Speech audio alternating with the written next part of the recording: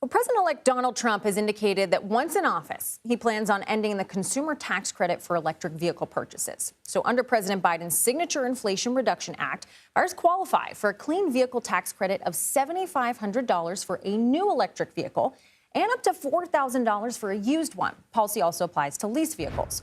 So according to Emmons, that's a car research and buying company, the average discount on EVs last month was more than $3,500 off the total price. However, even with that discount included, the average price of an EV was more than $59,000. So just for some context, that's roughly $12,000 more than the average price of a gas-powered car. Nora Naughton joins us now. She's the senior autos reporter for Business Insider. Nora, great to have you on the program.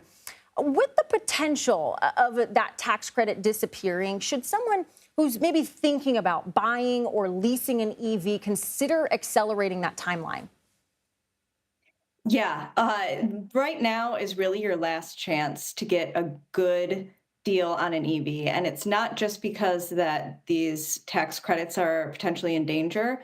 We have a big confluence of things that have made EVs really cheap right now, which is that automakers overestimated demand. So there is just too much supply on dealer lots right now, which means that they need to get rid of them.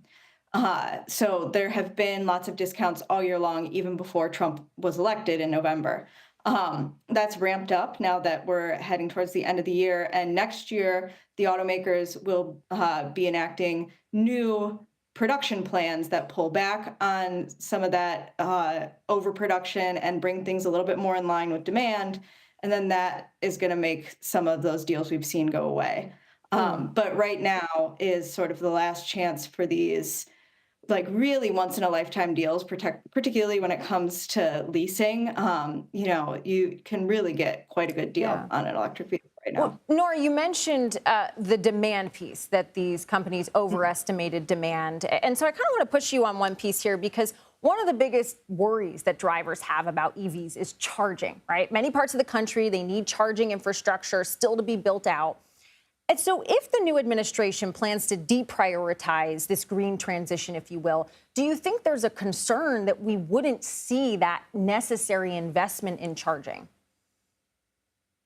Yeah, there is definitely a danger there. What I will say about the tax credit and the infrastructure together, they are in the Inflation Reduction Act, which was passed by Congress under the Biden administration.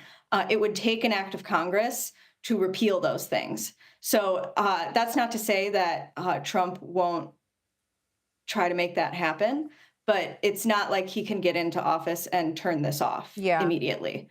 We could see a pullback in enthusiasm in relation to a new administration, but a lot of that money that is set aside from the government Was is going to passed stay by in place right Congress. now. Yeah. Yeah. Though, to be fair, we do have a Republican Congress. So if he wanted to do something, he would, in theory, have the votes. Where does Tesla fit into all of this, right? I mean, Elon Musk's closeness to the president-elect, his company benefits from tax credits, yet he posted on X at one point saying, quote, take away the subsidies, so these tax credits, right? It will only help Tesla. Why?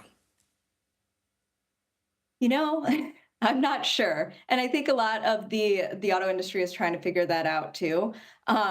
One thing that Tesla does have over its competitors is that it has figured out a way not only to sell electric vehicles profitably, which is something that no other car company does, but run a car company at profit margins above 20% occasionally.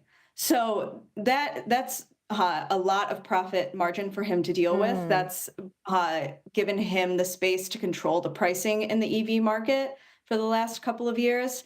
So this is just a company that runs so efficiently, they can afford for this the environment to get less favorable Yeah, and still do I okay. guess if I'm going to kind of play back to you, if there is no tax credit, Tesla still has room to lower their prices, whereas a Ford Correct. and a GM, they're just not at that place from a profitability standpoint. Really interesting insight. And my takeaway is, if I'm considering an EV, there's some good deals right now. Nora Naughton, thank you. Absolutely.